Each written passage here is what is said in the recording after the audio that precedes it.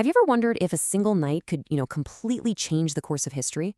Well, in this explainer, we're going to journey through the 15th part of the Quran. It's an amazing section that kicks off with a miraculous event and then lays out a real blueprint for life. And we're doing it all based on the fantastic insights from the book Khulasatul Quran. Okay, let's dive right in. We start with something truly mind-bending, an event that goes way beyond our normal understanding of, well, anything. We're talking about the Isra wal Miraj, the incredible night journey and ascension of the Prophet Muhammad, peace be upon him.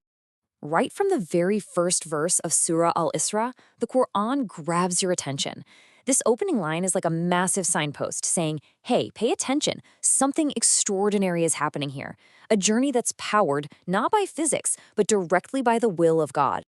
Now, what's really cool is that this journey is actually two distinct parts. First, you have Al-Isra.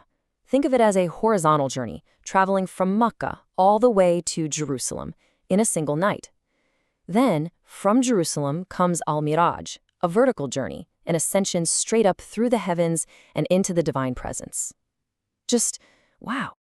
And believe me, this was no mere tour. The Prophet, peace be upon him, came back with some truly foundational gifts for all of us. He brought back the powerful closing verses of Surah Al-Baqarah, which are just brimming with hope and mercy. And, maybe most importantly, this is where the 5 daily prayers were established, that central pillar that gives every single Muslim a direct line to God.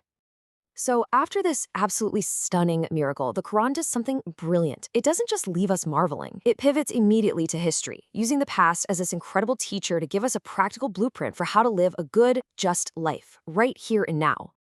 And to make a really critical point about choices and consequences, the Quran brings up the history of the children of Israel. But this isn't just about recounting ancient history. It's meant to be a mirror for all of us, for any nation, to look at their story and learn from it. And what we see is this very clear, almost predictable pattern. When they first spread corruption and oppression, there was a consequence. But then, after things got better, they slipped back into those old habits, which led to an even bigger downfall. The message couldn't be clearer. Our actions matter, and divine warnings are there for a reason. So right after showing us the mistakes of the past, the Quran presents itself as the solution. It says, look, this is the guide to what is aqwam, which means the most upright, the most stable, the straightest possible path. It's the path that helps you avoid making those same historical mistakes all over again. So what does that path look like? Well, here are some of the key guardrails. These prohibitions, they're not just random rules. Each one is there to protect the most essential things: life, family, justice, and even our own humility.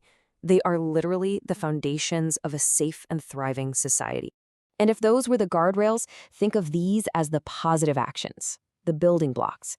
At the very top, worshiping God alone. Then, honoring our parents, being people of our word, and being fair and just in all our dealings.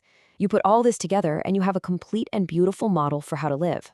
But the Quran isn't just a set of instructions. It dives headfirst into those deep, existential questions we all have, the kind of things that keep us up at night. It meets our human curiosity with divine wisdom. One of the biggest mysteries people asked the Prophet about was the Rooh, or the spirit. That invisible spark, that essence of life within us. What exactly is it? Where does it come from? It's a huge question. And the answer in the Quran is just perfect. It's both simple and incredibly profound. It tells us the spirit is from the command of God, something beyond our material understanding. And it gently reminds us that no matter how smart we think we are, our knowledge is just a tiny, tiny fraction of what's really out there. But of course, not everyone was asking these deep, philosophical questions. Some people, the deniers, they weren't interested in truth at all. Instead, they just demanded, magic tricks. They wanted physical proof on command. I mean, just listen to this list. They're not looking for guidance. They're asking for a cosmic circus act. Make a spring appear. Make the sky fall. Bring God and the angels down here. It's so clear this isn't a sincere search for truth. It's a challenge coming from a place of pure arrogance. And the divinely inspired response the Prophet gives is perfect. It completely recenters the whole conversation. He essentially says, look, my job isn't to be a magician. I'm a human being just like you who has been tasked with delivering a message. It's about the message, not the special effects. So when you step back and look at this whole 15th part of the Quran, you see this incredible tapestry. It weaves together the miraculous with the practical, it connects history's lessons with our deepest personal questions. It really shows how the Quran is meant to be a complete guide for our entire lives. Now, if this brief overview has sparked your interest and you want to go deeper, and I really hope it has, the book this summary is based on, Khulasat-ul-Quran by Maulana Muhammad Ilyas Guman, is a brilliant place to continue your journey. And the great thing about living today is that continuing that journey is easier than ever. You can literally carry this kind of profound knowledge around with you right in your pocket, making it a natural part of your everyday life. To get access to a whole world of curated Islamic knowledge, just open up the Play Store or the App Store and search for Ummah 360. Download the app and keep learning. Thanks so much for joining us on this tour through such a powerful part of the Quran.